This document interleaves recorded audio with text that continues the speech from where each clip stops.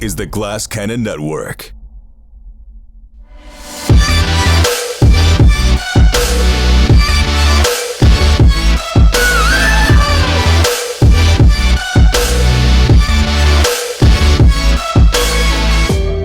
Hey, what's up, everybody? We are back, and we have exciting content coming at you now that is not an actual play. We just finished our Pathfinder 2E demonstration. I think that I demonstrated the thaumaturge class extremely well.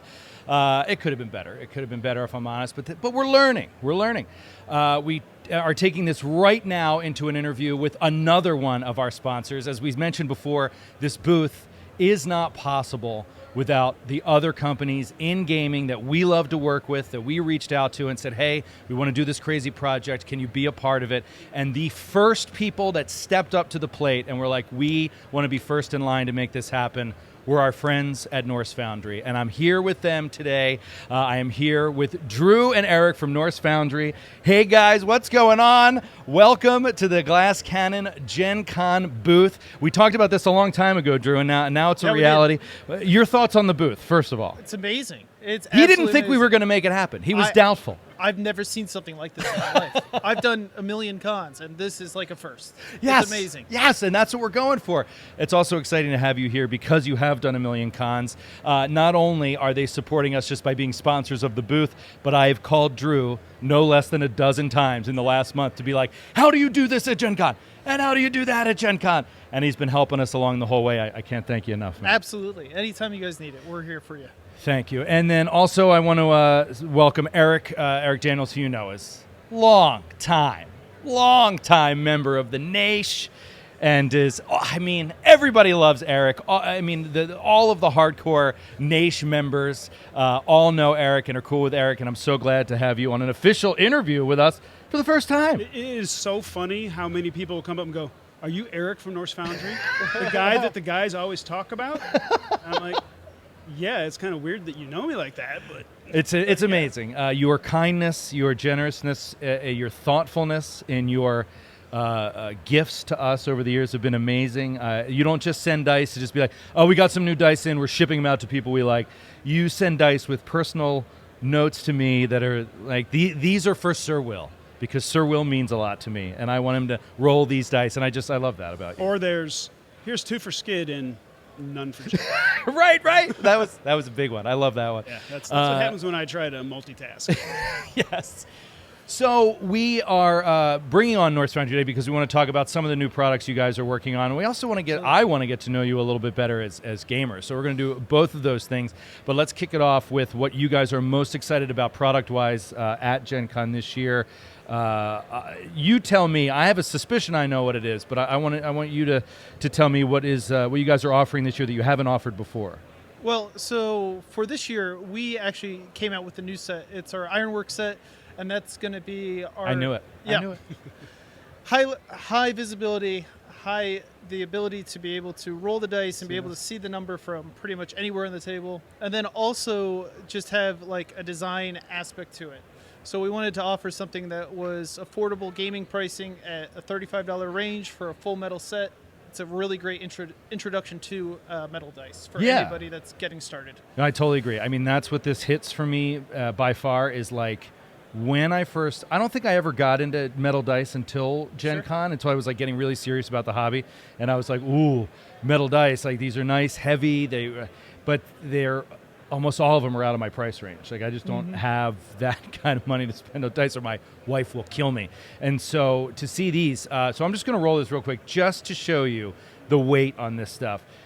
These are, what's the price point? $35. $35 for the full set, the full polyhedral set. And it is like heavy. What was it? Oh, that's an 18. Natty 18, dude. It is a nice, heavy metal set. And this is one of many color schemes that you guys have.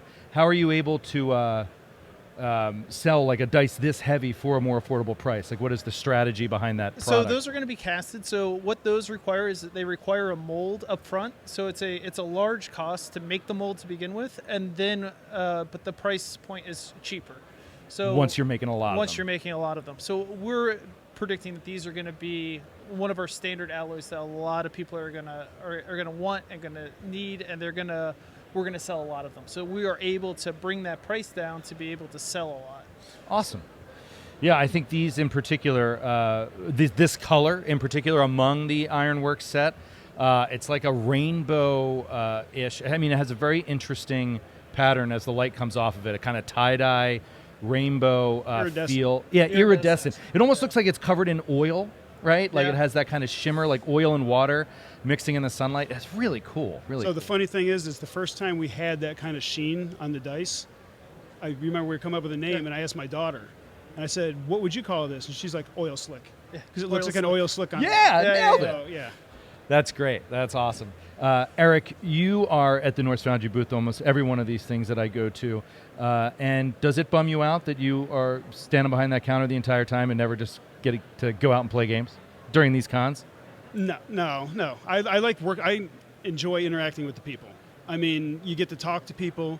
You get to hear their stories. You get to interact. You know, it's like they come up like, "Hey, how you doing? You know, how can I lead you to what you're looking for?" You know, it's just the whole experience of just working with people is.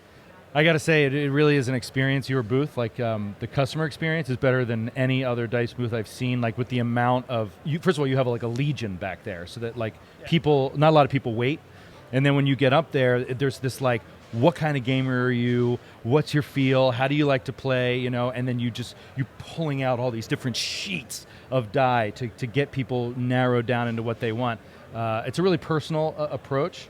And I think that's because you guys are gamers too. You know well, that's like what we strive for is the personal interaction, connection with the people. Because then they come back and they're like, "Oh, hey, you sold me the amethyst. Was it amethyst dice for the wedding proposal?" Yeah, on the cake, the one that we did. Yeah. We did a full set that was like built into a wedding cake. Yeah. For somebody, and we put their initials on it and everything. Yeah, it was a really cool experience. So we get to be a part of those like special moments for people. And then they come back and he's like, "She said yes to your dice." So, you did it. Yeah, it's really cool, and it's really cool to hear those stories as well. Yeah. And people come back and tell those stories or tell us about like how they had this like amazing crit with our dice, and it was just it made the table. You see the 20, or you see the wolf, or you see something hit, and it's like, yes. Yeah. So it's really cool to have those kinds of comebacks. Yeah, those interactions with the community. Absolutely. That's great. Well, it's digital too. I mean, like I think it's a trap or something on Twitch. Yeah. I suggested Spellbound to him, and he's like, they're lighting it up. They're killing it. They're amazing. Thank you for suggesting these dice to me. That's got to feel so cool to like affect other people's games like at their home, because the dice affect everything, right? I mean, you can narratively bring whatever you want to the table with your improv skills, or the GM, whatever was pre-written in the adventure, but the dice are going to obviously turn the story in these interesting directions. Do you feel that the I don't know how to say this. It's like you build a character, right? Yep. And you have this idea in mind of what they're going to be like. Sure. How strong they're going to be, how charismatic they're going to be, how much they're going to change the world around them, be a hero, all that stuff. But it doesn't always turn out the way you want it to. And that has to do with the dice. Yeah, absolutely. I mean, our current Age of Ashes campaign, Eric's killed 3 of my characters. And we're You're on the book GM? 5. Oh yeah. Book 5. Oh, yeah. We're on book 5? Yeah, we're on book 5. Yeah, we're on book 5. book 5. Yeah. Book 5 of Age of Ashes. And you've lost 3? Yeah. And Okay. are you a particularly brutal GM? In my defense, one of them was the party killed him. Yeah, actually, that was Because okay, so there was he one was, TPK. He was being turned. No. He was being turned into this other monster. Oh, the party killed Yeah. him. And the only way they could do it was to get him back to Disintegrate town. And so they just said, we disintegrate him. And I'm like, oh, well, okay. Brutal. Yeah. Brutal. Killed by your own party. Yeah. But it was a failed dice roll. That Your saving throw. the saving throw that caused that the party had to kill me. Otherwise, I'd come back Right. as But Joe could appreciate that it took 3 natural ones in a row for it to happen. yeah. Well, I mean- you can't complain about that death. But that's how my rolls are. I'm like either really hot or I'm really lousy. And The I'm first more death, lousy than the first death you had complaints about. Yes, I did. because We screwed got up the death rules wrong. Yeah, we screwed the rules Pathfinder up. 2, when it first came out. We got the death rules wrong. Well, I appreciate hearing you talk about your own dice luck and the way that it flows, and you, Eric, talking about. You've said, to me many times, you're like, "Oh, this is to help you, Joe. Help you know the problems I have." As dice, as purveyors and sellers of dice, I would think that you'd have this like the cold, hard, mathematical logic about dice. But do you guys buy into that? Like some people have good dice luck and some people don't. I have 2 words for you. Yes. Grant Burger. Nailed it. That's it. Nailed it. Perfectly said. It does feel that way. So you say hot and cold, meaning like Absolutely. I mean, I will have games that I am just miserable. I am absolutely miserable at the table, and it's just like I cannot. I switch dice. I switch d20s. I have this, that, and I have plenty of dice. Like I have a lot of dice. I and bet you do. And they all just go cold. And then Eric has the same dice, and he's just like, "Yep, crit, crit," and he's like, "I'm going to roll this one outside the thing, crit." And I'm like, "Okay, I gotta shake it up. It's too done. many crits. I'm done." It's just like, and then I have days that I'm just like, I'm hot. I'm doing really well. Yeah. But it's for me. I'm more cold than I am hot. Eric, do you play as well as GM in 2E at all? What is this play that you speak of? Ah, Yeah, no. the Forever GM. Absolutely. I think I've actually played 2nd edition 3 times. Really? 3 times. Do you enjoy the system? Do you like running it? Oh, yeah. Yeah. It's I mean, I know people hate to hear this, but I loved 4th edition D&D. Oh, I love that. that. Hot I love take. I loved it. Hot But- take. But people will say, oh, it's horrible. But when you look at 5e, there's a lot of 4e in it. Yeah. Look at Pathfinder 2, it's actually ramped up 4e. It took some of the base Yeah. of like what streamlined that game. Yeah. And then it adds on some of the chunk that we love. Sure. That wasn't so much there in 4E. But the foundation of 4E, especially from a board game standpoint, was great. Yeah, It was easy really to fun, play. easy to play. I've told them if it came out as any other game but Dungeons and Dragons, it would have been great. That's a very interesting point. And I never it's- thought of it that It's way. interesting because Eric, one of our house rules is we use the bloodied condition from 4E. Yeah. So that you can tell that a party member is down past By half of their your hit points. Yeah, because So- otherwise it's, how hurt is he? Do you really want to spend an action on that? Yeah, roll a medicine check. Yeah, it's Yeah. I love that mechanic. That's such a funny one you mentioned. The bloodied thing was like it was very clear at the table, and I thought narratively that wasn't wrong at all. That made perfect sense. It's like Absolutely. we're trying to describe to you what your character is seeing, and so you're seeing your friend is now more than half down. It's visible on the. I can't believe we turned this into a pro 4E interview. This is amazing. Talk to me. It's not just dice. Norse Foundry is not just about dice. Right. I know this. Does everybody know this? We know you guys work with. Oh my God, I'm blanking. Who's the wood Elderwood. company? Elderwood Yeah, Academy. yeah. Yep. Elderwood Academy to make awesome dice holders, boxes, the spell books. I mean, so much amazing stuff.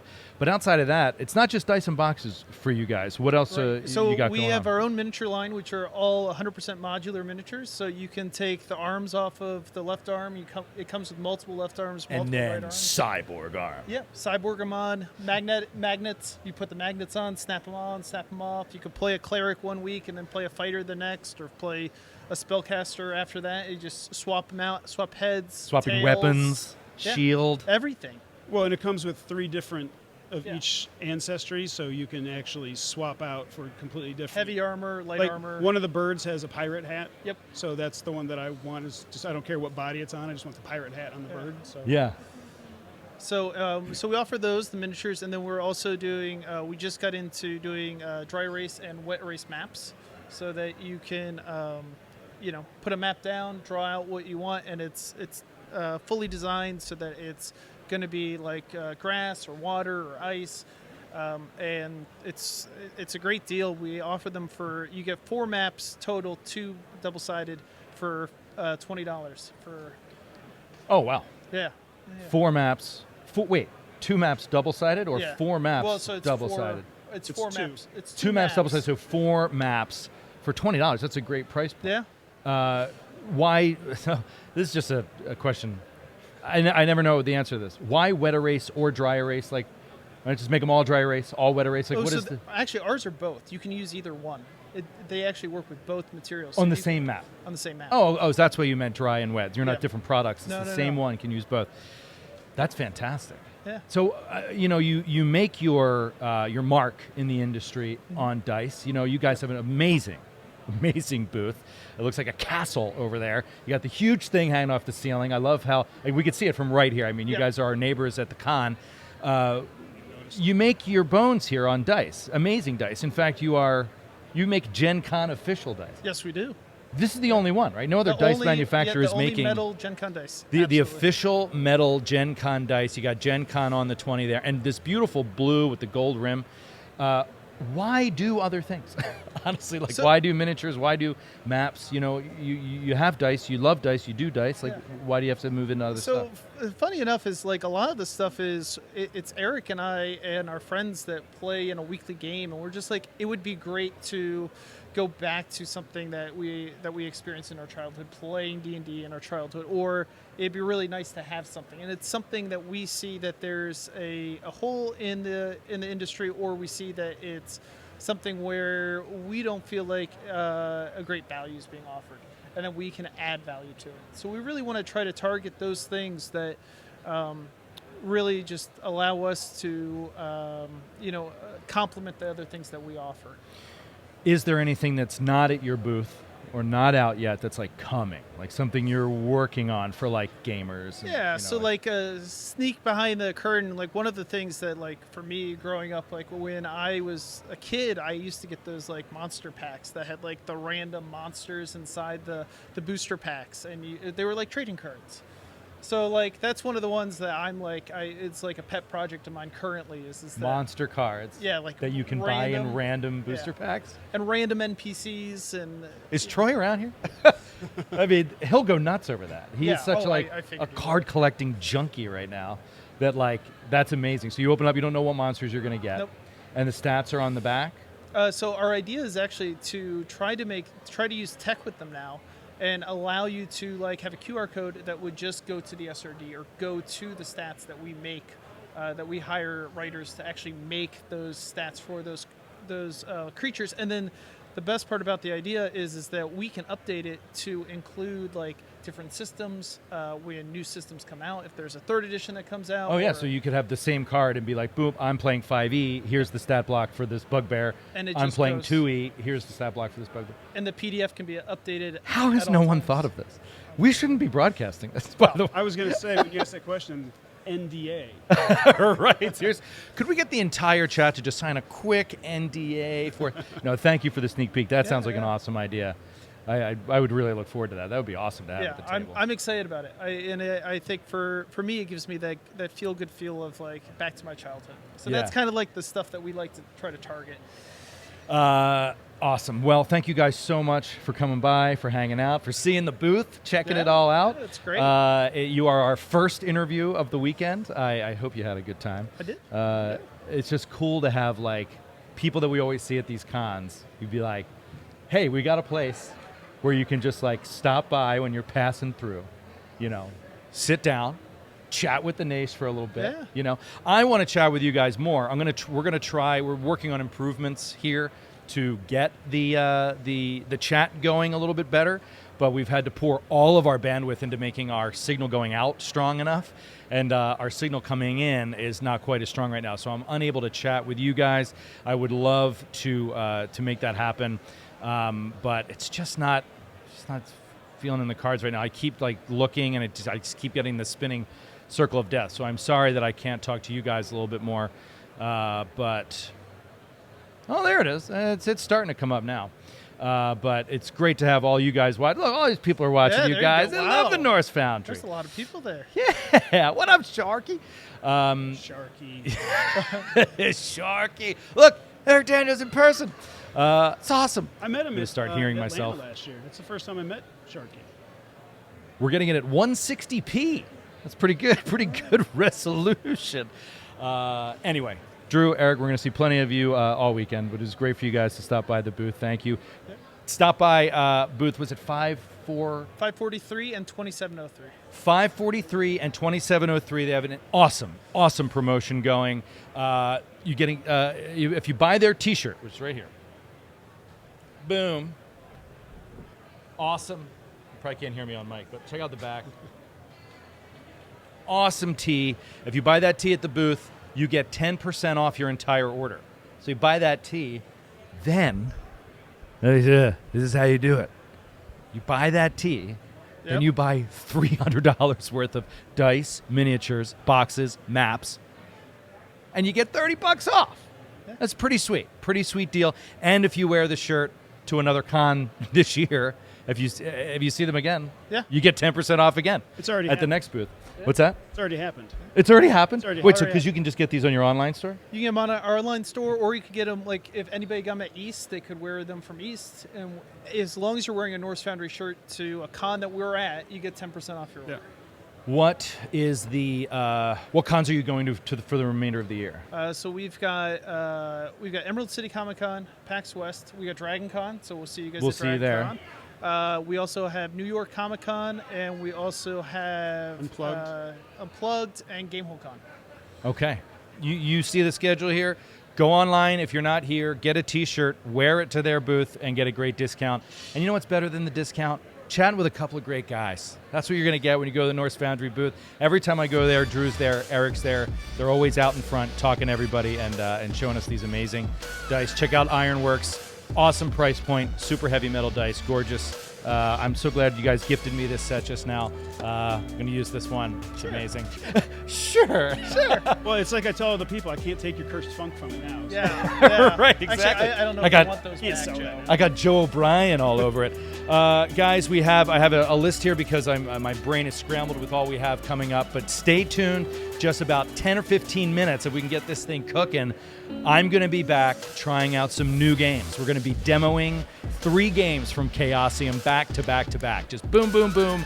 Brian Holland from Chaosium is going to GM us in a couple short burst scenarios that are designed to show you the system. Stay tuned for that. And then a little later today, 4 o'clock, Jared Logan is going to be in this chair running, what is it called again? Campaign Promises with Amy Vorpal and Kevin Culp are going to be coming by. Clint Trucks is going to be with Jared. That promises to be an extremely interesting end of the day. And then tonight, 8 o'clock Eastern, Glass Cannon Live. Drew is going to be there. I will be there. Eric's going to be there. We're all going to Helium Comedy Club for the show tonight. Thank you guys so much for tuning in, for watching us here. Thank you guys for hanging out. And we'll see you soon. About 15 minutes, we should be here with Chaosium. Stay tuned. Gen Con! Woo!